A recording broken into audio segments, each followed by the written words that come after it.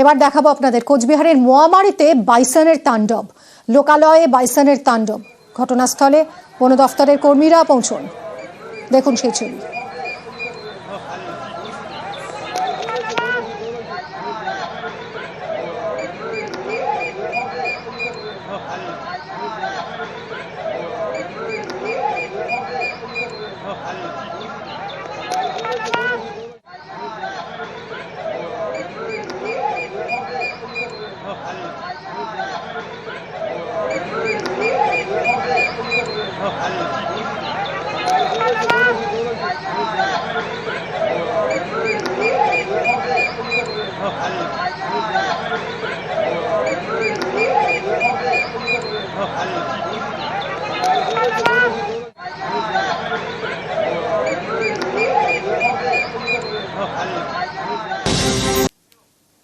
ফুটপাত দখল করে স্থায়ী দোকান, আসানসোলের হটন রোডে ফুটপাত দখল করে রীতিমতো ঢালাই করে দোকান ঘর তৈরি হয়েছে। দেখুন, ফুটপাত দখলের রাজনৈতিক তরজা শুরু হয়েছে। কথা বলবো আমাদের প্রতিনিধি দীপকের সঙ্গে।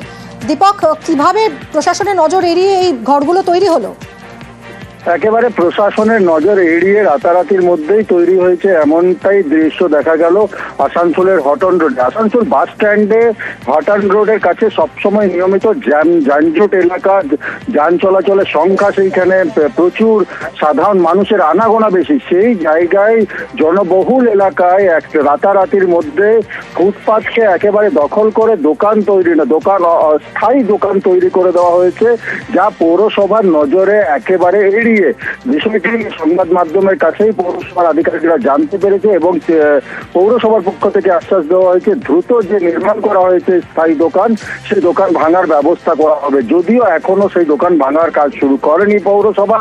অন্যদিকে স্বাভাবিকভাবেই রাজনৈতিক তরজা শুরু হয়েছে, কারণ আসানসোল দক্ষিণের বিধায়ক যেভাবে আক্রমণ করেছে যে আসানসোল শহরে একের পর এক সরকারি জমি দখল হচ্ছে, তারপর এবার রাস্তার উপরে অস্থায়ী দোকান না, একেবারে স্থায়ী দোকান সিমেন্ট, বালি, ইট গিটি দিয়ে পরে তৈরি করে দেওয়া হয়েছে, যা একেবারে শহরবাসীর কাছে বড় সমস্যা হয়ে দাঁড়াবে।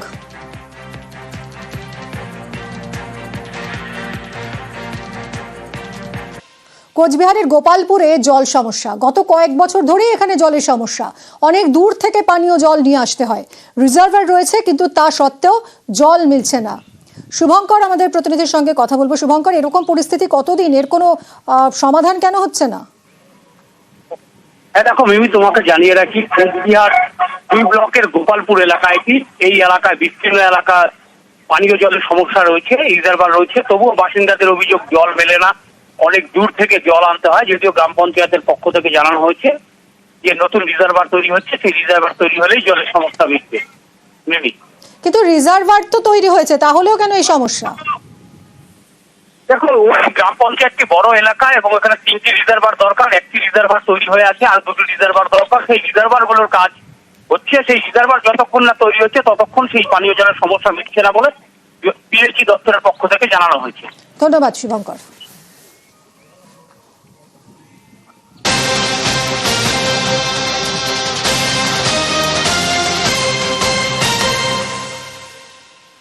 চা রফতানিতে বিশ্বের শীর্ষ তালিকার 3 নম্বরে জায়গা করে নিল ভারত। গত বছর 255 মিলিয়ন কেজি চা রফতানি করেছে ভারত। আরব, Russia, America, England, Iran, Iraq, চীন, জার্মানি, তুরস্কে রফতানি হয়েছে ভারতের চা। আয় হয়েছিল 7,112 কোটি টাকা, যা গত 10 বছরে রেকর্ড। কথা বলবো শান্তনুর সঙ্গে। শান্তনু, নিঃসন্দেহে অত্যন্ত সুখবর এবং গর্বের। অবশ্যই, কারণ হচ্ছে গত কয়েক বছর ধরে কিন্তু ভারতীয় চা পর্ষদ থেকে শুরু করে কেন্দ্রীয় বাণিজ্য মন্ত্রক চেষ্টা চালাচ্ছিল যে ভারতীয় চা যাতে রপ্তানি বাড়ে। কারণ রপ্তানি বাড়লে পরে যে দেশীয় যে চা রয়েছে, দেশীয় যে বাজার রয়েছে, সেখানেও চায়ের দাম কিছুটা বাড়বে, তাতে উপকৃত হবেন স্থানীয় চা বাগানের শ্রমিক থেকে শুরু করে মালিক সকলে। সেই কারণে কিন্তু রপ্তানি বাণিজ্যের উপর জোর দেওয়া হচ্ছিল। কিন্তু গত 10 বছর দেখা যাচ্ছে যে চেষ্টা করে সফল হয়নি ভারত, সেটা কিন্তু গত বছরে সম্পূর্ণ হয়েছে এবং গত বছর প্রায় 7,112 কোটি টাকার চা কিন্তু রপ্তানি করেছে ভারতবর্ষ এবং তার ফলে কিন্তু 4র্থ স্থানে ভারতবর্ষ পৌঁছে গেছে। এখন ভারতীয় চা কিন্তু 4র্থ স্থানে। তা ভারতের আগে রয়েছে চীন এবং কেনিয়া এবং শ্রীলঙ্কাকে সরিয়ে দিয়ে কিন্তু ভারত এই 3য় স্থানে নিজের জায়গা করে নিয়েছে এবং এই বছরের শুরুটাও কিন্তু ভালো হয়েছে ভারতীয় বাজারে। তাতে আশাবাদী চা পর্ষদ এবং সেই সঙ্গে চা শিল্পের সঙ্গে জড়িতরা কারণ এই বছর রপ্তানি বাণিজ্য যেভাবে শুরু হয়েছে তাতে গত বছর অর্থাৎ 2024 সালের যে চা রপ্তানি করেছিল ভারত সে তুলনায় কিন্তু চায়ের রপ্তানি আরো বাড়তে পারে বলে সম্ভাবনা বা আশা প্রকাশ করছেন তারা। এতে দেশীয় বাজারে চা শিল্পের অনেকটা উন্নতি হবে, স্থানীয় চা শিল্পের অনেকটা উন্নতি হবে বলে তারা মনে করছেন। ধন্যবাদ শান্তনু। চা রপ্তানিতে বিশ্বের শীর্ষ তালিকার গত 10 বছরে 254 মিলিয়ন কিলো চা বিদেশে রপ্তানি হয়েছে এবং প্রায় 7,111 করোড় টাকার রপ্তানি মূল্য হয়েছে। এবং সবচেয়ে উল্লেখযোগ্য বিষয় যেটা, ভারতবর্ষ আগে চা রপ্তানিতে গত 10 বছরে 4র্থ স্থানে ছিল, ভারতবর্ষ কিন্তু 3 নম্বর স্থানে চলে এসছে। আগামী লক্ষ্য হচ্ছে যে 300 মিলিয়ন কিলো যাতে বছরে ভারতবর্ষ চা এক্সপোর্ট করতে পারে, তাহলে কিন্তু চায়ের সুদিন ফিরে আসবে বলে আমাদের দৃঢ় বিশ্বাস। বাড়ি তৈরির সতর্কবার্তা, বাংলার বাড়ির উপভোক্তাদের সতর্কবার্তা বিডিওর। বাড়ির কাজ শুরুর নির্দেশ সন্দেশখালীর বিডিওর। টাকা পেয়েছেন কিন্তু বাড়ি করেননি 1000 উপভোক্তা, আর তাদের দ্রুত বাড়ি তৈরির নির্দেশ দিলেন বিডিও। মালপত্র না নিয়ে আসেন তাহলে কিন্তু আমরা কিন্তু আর 1 সপ্তাহ আপনাকে টাইম দেব। 1 সপ্তাহের মধ্যে আপনি তো বাড়ি করার যে একটা প্রস্তুতি লাগে, যে ইট নিয়ে আসা, বালি নিয়ে আসা, সিমেন্ট নিয়ে আসা, আমার কথা শুনে নিন আপনি। আমি 1 সপ্তাহ পরে আসবো, আপনি যদি কোনো মালপত্র না নিয়ে আসেন তাহলে কিন্তু আমরা টাকা ব্যাক করাবো। ঠিক আছে, শুধু টাকা ব্যাক করাবো নয়, আপনার কিন্তু আমরা সমস্ত অ্যাকাউন্ট আমরা ফ্রিজ করবো, ক্লোজ করে দেবো, যত আপনার অ্যাকাউন্ট আছে ব্যাংকে।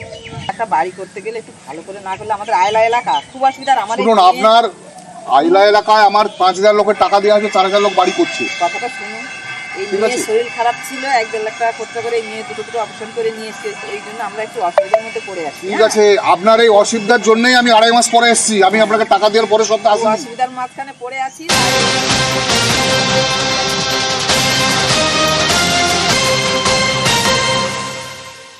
কথা বলবো অনুপম আমাদের প্রতিনিধির সঙ্গে। অনুপম, বাড়ি তৈরির জন্য টাকা হাতে এসে গেছে, তা সত্ত্বেও বাড়ি তৈরি করছেন না কেন এই উপভোক্তারা, কি বলছেন তারা?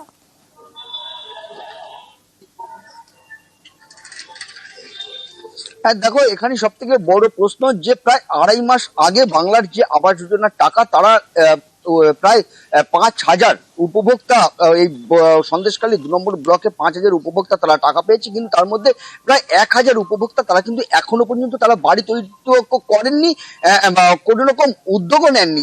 বাড়ি তৈরি করার যে সব সামগ্রী, বালি, পাথর, সিমেন্ট, সেগুলো পর্যন্ত তারা বাড়িতে আনেননি যে তারা কয়েকদিনের মধ্যে কাজ শুরু করবে, এরকমটাও দেখা যাচ্ছে না। এই খবর পেয়ে কিন্তু একদম যে বিডিও অরুণ কুমার সামন্ত, তিনি একদম ময়দানে নামেন। তিনি গ্রামের রাস্তায় রাস্তায় ঘুরে, গ্রামের প্রতিটি বাড়িতে বাড়িতে ঘুরে গিয়ে তিনি সরজমিনে তদন্ত করেন এবং যারা বাড়ি তৈরি করেননি তাদেরকে একদম 1 সপ্তাহ দ্বারা টাইম বেঁধে দেন যে 1 সপ্তাহের মধ্যে তাদেরকে বাড়ি তৈরি শুরু করতে হবে, নাহলে কিন্তু। অনুপমের সঙ্গে আমরা কথা বলছিলাম আমাদের প্রতিনিধির সঙ্গে। বাড়ি তৈরির জন্য টাকা হাতে পেয়েও যে উপভোক্তারা এখনো বাড়ি তৈরির কাজ শুরু করেননি, তাদের গিয়ে রীতিমতো যাতে দ্রুত তারা বাড়ি তৈরি করেন সেই নির্দেশ দিলেন বিডিও।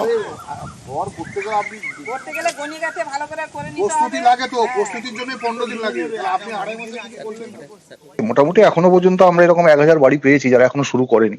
চৈত্র মাস চলছে, তো একটা বাঙালিদের রিচুয়ালস আছে, চৈত্র মাসে নতুন কিছু শুরু করে না, তার ফলে অনেকে হয়তো ওয়েট করছে যে 1লা বৈশাখ থেকে শুরু করবে আর কি। কিছু মেটেরিয়ালস এরও ডেফিসিয়েন্সি আছে, তারপরে রাজমিস্ত্রি সাফিসিয়েন্ট পাওয়া যাচ্ছে না। তো সবকিছু কনসিডার করে আমি 1 সপ্তাহ বলেছি। ওটা যদি 1 সপ্তাহের জায়গায় 15 দিনও হয় তাহলে 1লা বৈশাখও পড়ে যাচ্ছে, তখন আমরা আরো ভালো করে করতে পারবো। আমাদের টার্গেট তো আর টাকা ফেরত নেওয়া না, আমাদের টার্গেট হচ্ছে লোককে বুঝিয়ে বাড়িগুলো করিয়ে নেওয়া।